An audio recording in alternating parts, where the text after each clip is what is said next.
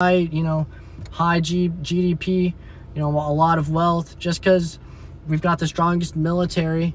Like, we've just got a lot of fucking people and a lot of fucking land. But that doesn't make us any fucking better or any fucking smarter than any other country in the world. We just have more people, and that people are a resource, and we have managed to use those people effectively, and that makes us, we've gotten wealthy, we've managed to, gather a lot of power and influence. But the United States has got to stop fucking acting like the nanny of the world, because it's not the fucking all-knowing master of what is best for everybody. Because there's a bunch of fucking things that the United States does terribly. For example, healthcare, public education. We've got the best universities and the best colleges in the world, but we've got the worst fucking public education. What the fuck is up with that?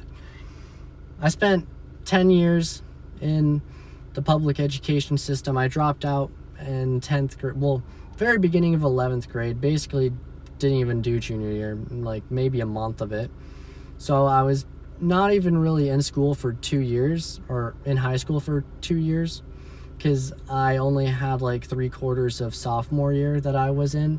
Since that, when I was 16, when I was in sophomore year, that's when the COVID pandemic happened. So I dropped out, and the point I was going with that is all of that fucking time in public education, after I learned the basic mathematics, fractions, and algebra, after that it was, I guess geometry, the drug. That's less of a problem. It's not an issue. It definitely opens up a lot of, leeway for the people that really need it the most. And then here is one more thing. Well, actually, no, we've got two more things, and then I'll just do the final conclusion. We'll wrap this up. Here's a common concern about drug legalization. Most people believe that drug legalization is going to cause a bunch of people to use drugs. Everybody's going to become drug fiends. Addiction rates are going to rise and skyrocket. Death is going to fucking go crazy. Experiment with cocaine. But also because they have cocaine freely available, more people are educated around it. More people know about it. More people have heard stories about people that have used it.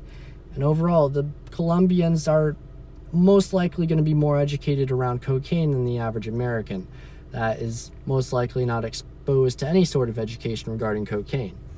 But yeah, that's all I've got to say for this video. This is a long one, and there's not much I really have to go over. There are a couple other topics I can mention.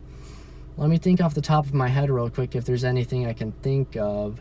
I know there's something else. You could also go over the fact that a lot of these illegal drugs, they have legitimate medical uses. Remember, cocaine is a great anesthetic.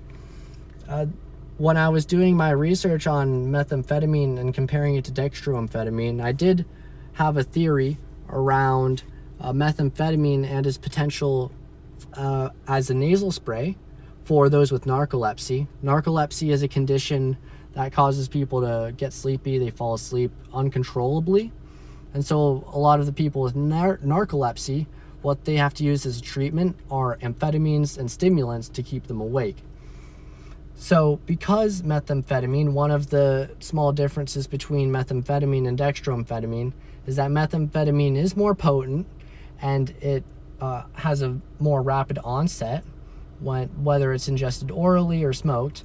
And that's not necessarily a bad thing either. When a drug is more potent than another one, or has a more rapid onset than another one, that's neither bad nor good.